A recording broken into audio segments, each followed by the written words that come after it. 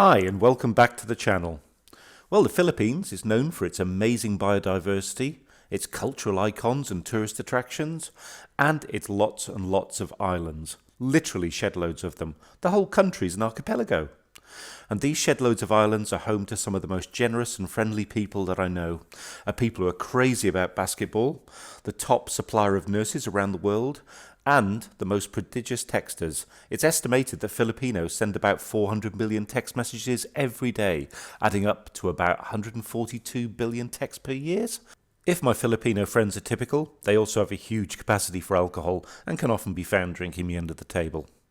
So really cool and generous people mean that Filipino food is just as amazing as its population, and one of their fave meats is chicken. So much so that government publishes a yearly chicken situation report.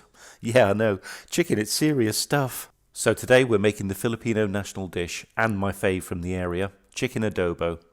Adobo basically utilises the acid and the vinegar and high salt content of the soy sauce as a preserving method. One of the things I love about the flavour of this dish is its high in savoury umami and benefits from the sauce being reduced almost to a sticky glaze.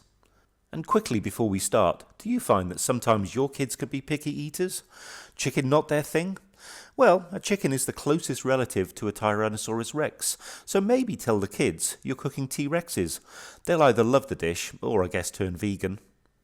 Right, that's enough chat, let's get on and do some cooking. Here's a list of ingredients you're going to need for the marinade. Combine all the marinade ingredients into a big bowl, pop your chicken in, give them a bit of a toss in the marinade, cover and cling wrap, and simply put in the fridge overnight. Morning! Told you it needed to be done overnight. Did you sleep well? So, what we've got here overnight, marinated our chicken. We've got our soy sauce, which is beautifully coloured. Look at my thighs. It beautifully coloured these thighs. But also the cider vinegar has permeated the flesh, and we know these little puppies are going to be completely tender when we cook them off. So, it's time to get cooking. Let's get these little dinosaurs in the pan. So here's our chicken in a nice big pot. The rest of the marinade goes over the chicken. And what we're going to do now is actually bring this up to a boil, and then we're going to simmer gently for around about 30 minutes. Just turning the chicken every now and again to make sure they're nicely marinated in the heat. So now we've got a nice gentle simmer. I'm just going to add a couple of tablespoons of brown sugar and a sliced onion, and the sugar will give a nice kind of caramelly flavour to the soup, and obviously our onion is just going to be there to flavour it through and cook through. So now this is up to a simmer. Let's leave that with the lid off 30 minutes. For our 30 minutes, I've got some oil in a hot frying pan there, and as you can see it's kind of spluttering away. What we're going to do now is take each of our chicken pieces out, give them a good shake, and we're going to brown them in the hot oil just for 5 minutes, turning around so they become nice and brown. If you're not keen on frying, you can always put them into a hot oven for 20 minutes, but you don't get the caramelization on the skin. Now this is going to sputter.